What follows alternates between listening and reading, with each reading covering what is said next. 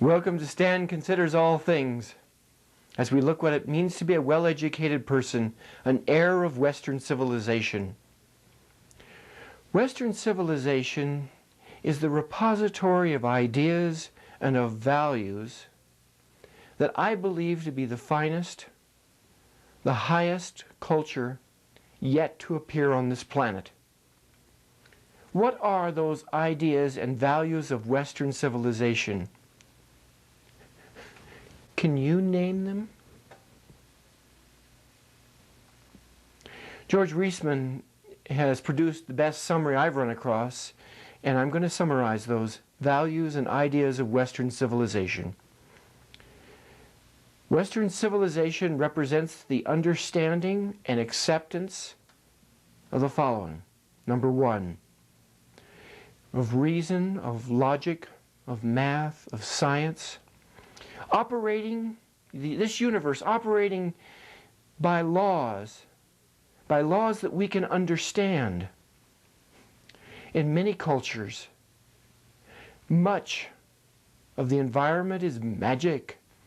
The position of the planets and of the appearance of comets in those society magically rule their lives.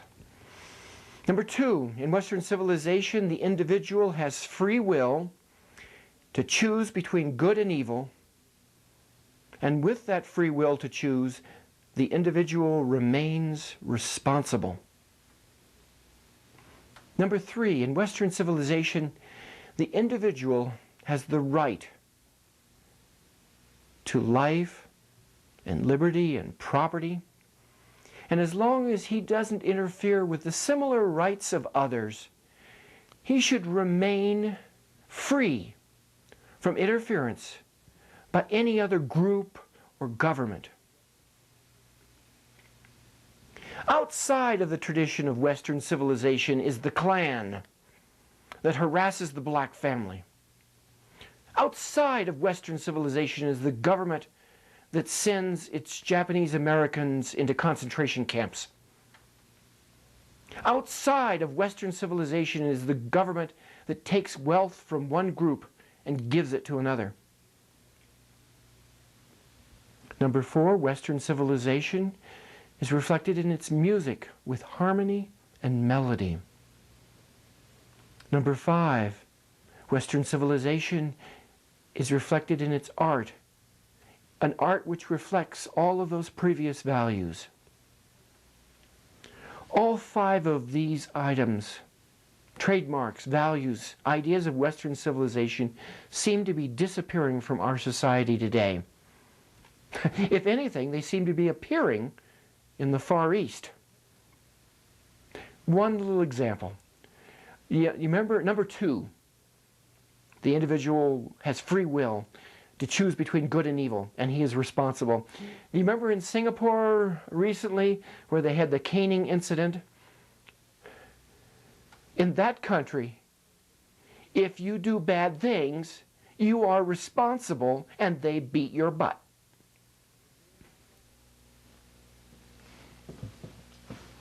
The world of science, what every well-educated person should know a little bit about. Enough at least today's world to detect the phony science, to detect when people are lying to you because they have some ideological or other reason to do so. Well, let's take an example. Toxic substances. Everybody knows about toxic substances. Oh, let's pick one. Salt. In high enough doses, salt will kill you. Not just heart attack business. If I feed you 3 or 4 or 5 pounds of salt, you may not be here tomorrow. There are more pleasant ways to exit the planet if you plan on doing such a thing, but salt in high enough quantities is toxic. Did you hear that? I heard that. Salt is toxic. Let's go to Congress. Let's ban it. Oh, there's 18 people or something that died because they ate too much salt. Zero tolerance. No, yes, no. We got to stop it because if it's toxic in high amounts, it must be toxic in low amounts. That's called a straight line argument, and it's dumb. Everyone knows that salt is hormetic. Hormetic. Those are toxic substances in high dosages which are beneficial in lower dosages.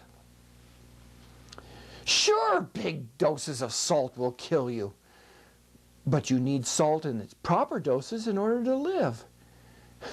As an aside, in the olden days, they sometimes offered prisoners their choice of which way they wanted to die, to be denied water or be denied salt. And both will kill you, but it turns out that being denied salt was a much more agonizing death, I'm told. So, back. Salt is hormetic. It's positively good for you in lower doses and bad for you in higher doses. That process is hormesis. And here's what hormesis looks like on a graph. Notice that at the lower levels, it's higher, it's beneficial, it has a positive effect. And in larger doses, big, large doses, it's negative effect. It's toxic. Compare that with the straight line graph, an argument, with the thinking that, well, salt in big doses must be bad, therefore salt in small doses must also be somewhat bad. That's dumb. And we must avoid even the tiniest amount of salt or anything else. Lots of things are hormetic. Good in proper smaller doses and toxic in larger doses. Exercise is hormetic. If I put you to bed and put a plaster cast around you so you can't move a muscle, you won't live as long as the individual who takes a daily walk or moderate or proper amounts of exercise. But in huge doses, just like in the concentration camps in Russia and the ones that were in the Orient and the ones that were in Germany, where they worked people to death, exercise in too great a quantity can kill you.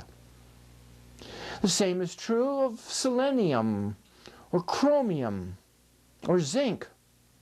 High doses, any of those things will kill you, and yet you take them in your vitamin mineral pills very often, because in low doses they're absolutely essential to life, beneficial.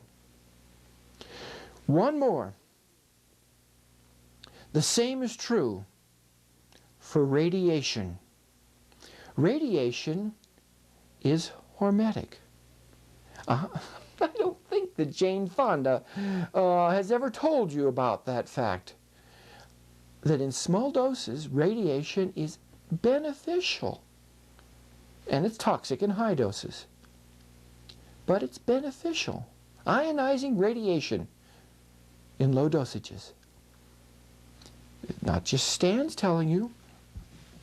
There's a wealth of scientific literature on the fact that radiation at low levels is hormetic, beneficial. It's not merely harmless, but beneficial. If you were going to read in the popular press, for example, Liberty, November 1994, that's fairly recent. Or Access to Energy, another periodical, October 1994. You can read about it in either of those. You want to read a book? From the University of Missouri, T. Don Luckey, Luckey, has written a book on radiation hormesis. That's the title. And it has in it well over 1,000 references. It's well researched. One of the leading programs in this country that's studying the effects of low-level radiation is centered in the School of Public Health in the University of Massachusetts. From this program have come amazing findings. Amazing because we haven't been told about it on TV or in your local newspaper or in the national, well, maybe in the, I don't know, but you don't. Radiation, low level. They've done the science over and over again. Low-level radiation increases the lifespan of laboratory animals. Not decreases, not keeps the same. Apparently, their best guess is that radiation stimulates the biological defenses that we have in our body. We've been around on this planet a long time, and there is a background radiation. And that radiation we have adapted to. And if you were to decrease that radiation background, we don't live as long. In that School of Public Health, University of Massachusetts study group, it's called BELL, B-E-L-L-E, their newsletter, July 1994, there is a Japanese writer named Sadao Hattori, H-A-T-T-O-R-I is his last name. And this Japanese writer cites numerous Japanese studies about the effect of the A-bomb on the people in the city of Nagasaki. Surprise! Those residents who were exposed to moderate levels of radiation because of the blast, their leukemia rate is lower than those who weren't near the blast. They live longer. Hattori, the writer, the Japanese writer, writes about the greater longevity in general of Nagasaki residents who were exposed to the A-bomb blast at a distance where their exposure was at the beneficial level. Amazing. Literature, poetry, drama, prose, novels, all kinds of literature, all kinds of books, and the pleasure they can bring because they talk about the great texts, talk about the human condition. The great texts disagree with each other often, and it is what has been called the great conversation that occurs between the great texts, in which the enrichment of the well-educated person can occur. I picture what it would be like if I were to go to a hospital to read to someone who's been injured, who can't read for themselves. What would I read? And often I think that what I might read is poetry. Poetry comes in many different forms and fashions, and the little poem I'm going to read today may not be the one that you like or that speaks to you. But hearing enough of the great texts, there will be things that do speak to you. Carl Sandburg, very short poem called Grass. Pile the bodies high at Austerlitz and Waterloo. Shovel them under and let me work. I am the grass, I cover all. And pile them high at Gettysburg, and pile them high at Yerps and Verdun. Shovel them under and let me work 2 years, 10 years. And passengers ask the conductor, what place is this? Where are we now? I am the grass, let me work.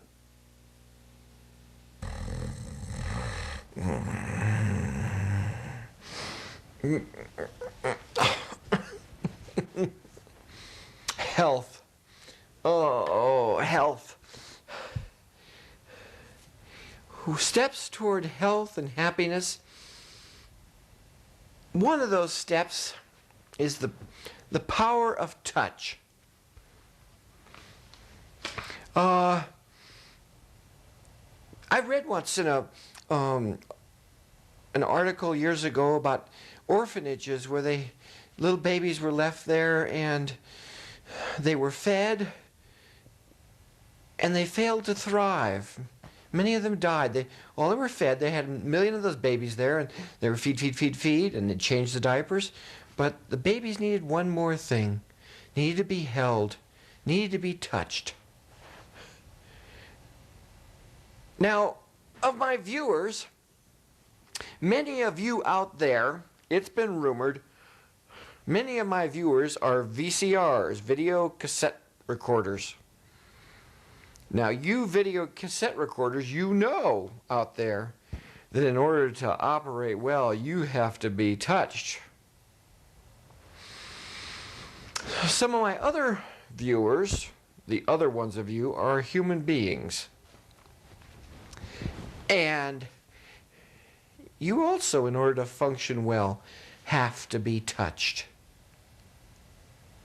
Now, in our litigious society, litigious, adjective for litigation, it's important you have consent.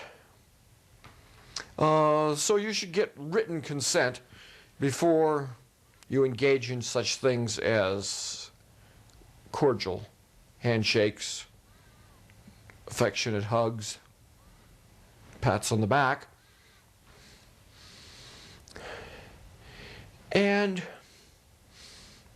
after you've gotten that consent and you engage in touching, you feel better. My brother and I, when we were young, we used to wrestle in the back sunroom. I got him in a nose hold. And we felt better afterwards.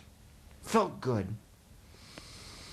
You know, there are some people that are so hungry for touch that they're willing to get beaten up in order to be just to have the experience of touch.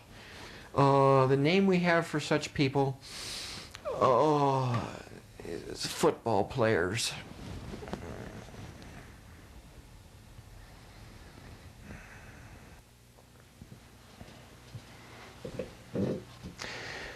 Wear me as a seal upon your heart, as a seal upon your arm, for love is strong as death, passion cruel as the grave. It blazes up like a blazing fire, fiercer than any flame. Many waters cannot quench love. No flood can sweep it away. That poetry is from the book.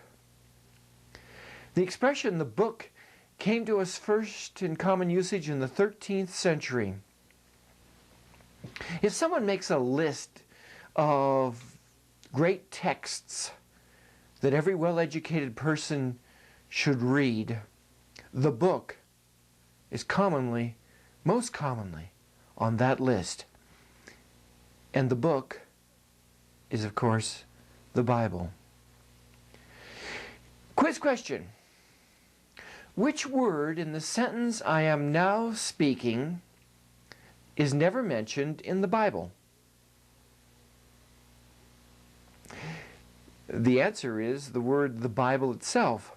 The word Bible is not mentioned in the Bible. It comes to us from the Greek through the Latin, and it means little books. The Bible is a bunch of little books, about 66 of them, depending on how they're counted. There's 39 in the Old Testament and 27 in the New Testament. And all those books, all different. Some are prose, some are poetry, some are history, some are letters, some are lyrics to songs, written over thousands of years of time by different people. Parts of those 66 books are sublime. And parts are funny. Parts are very violent. And some parts are just terribly dull. So quick tips for reading the Bible. First of all, get a modern translation. Go to the store or to the library and look at the different ones that are listed there and open them up and start reading and see which translator speaks the language that you enjoy best. Secondly, don't read from the beginning and try and plow your way through from Genesis at the beginning to Revelations at the end. You probably won't make it much past parts of Exodus, the second book, before you get into the very dull sections. You want to read stuff? Genesis, the first book, is fun. You start out with nude people in the garden. That's always a treat. Noah and Abraham and Joseph and the cast of characters on Genesis. And then go to the New Testament in the back of the book, where it's Matthew, Mark, Luke, and John, the 4 biographies of Jesus. And in the New Testament, read to get acquainted with the man Jesus. Of all the men who have ever walked the earth, he saw life steadily and saw it whole.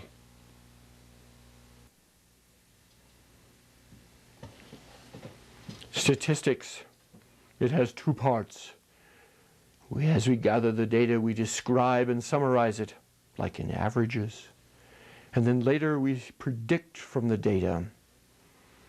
So far we have looked at the mean average, which is the average you learn in elementary school. And we have looked at the median average.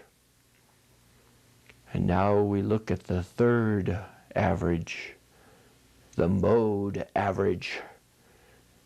You use it like the median average with lots of data, not just with 2 or 3 or 5 or 10 items of data. It is very easy to compute. The mode average is easy. The mean average, the one you learned in grammar school, is the hardest, where you add up the numbers and divide by the number of items. For the mode average, all you do is take the most common datum. Datum. That's the singular of data. Data is a plural word. We say the data are, the datum is.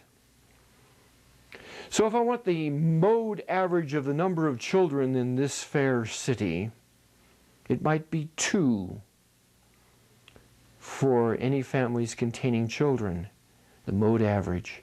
For it might be the most common number of children for families containing children in this city. Look at this chart here. Here might be a list of numbers of children in families. We have 1, 1, 1, 2, 2, 2, 2, 2, 2, 3, 3, 3, 3, 3, 4, 4, 5, 8, and 20. The most common is 2, and that's the mode average. From the last time, we learned that the median average was to take the number that is in the center of the data after you've lined them up in order. That would be 3. The mode average was 2, the median average was 3, and with that big number 20 at the end there, the mean average might be near 4. Oh, I still wanted for my royal self a vacation home. And I talked with my real estate agent, and he said that there was new building going on in sunny Saint Denis. Ha! I didn't believe him. He had tricked me before. Now I knew I could find the right average to ask him. All right, new building going on, I said to him. What's the average square footage of the houses now in Saint Denis? Mode average, I want mode average. The most common square footage for houses in sunny Saint Denis. I would not be tricked. And he told me the mode average for square footage of houses in sunny Saint Denis is 4,905 square feet. Mansions. So I flew, and then I took the boat, and then I took the camel and came toward sunny Saint Denis to see the wonderful real estate there. As I looked down into the valley there, oh, those same cardboard shacks were still there, that same slum. The real estate agent, had he lied to me? Then I went around and asked each resident because I was going to find out for sure the truth. And the first resident, his house was 200 square feet, his little cardboard shack. And the next one was 203, and the next one 204. Then there was 215 and 218, all the way up. And the 98th house was 942 square feet. Then I looked up on the hill, and where there had been one castle before, I now saw 2 castles. His and hers, they were marked. They were identical. Both of them 4,905 square feet. I had asked for the mode average from the real estate agent, and since there were only 2 houses that had the same square footage, those 2 twin castles on the hill, that was the most common datum. So in some sense he had not lied to me. I should have asked for the mean. I should have asked for the median to find out. And I took the camel back, and then the boat, and then the plane. Now wiser by knowing the 3 kinds of averages: median, mean, median, and mode. Next time I should ask for all 3.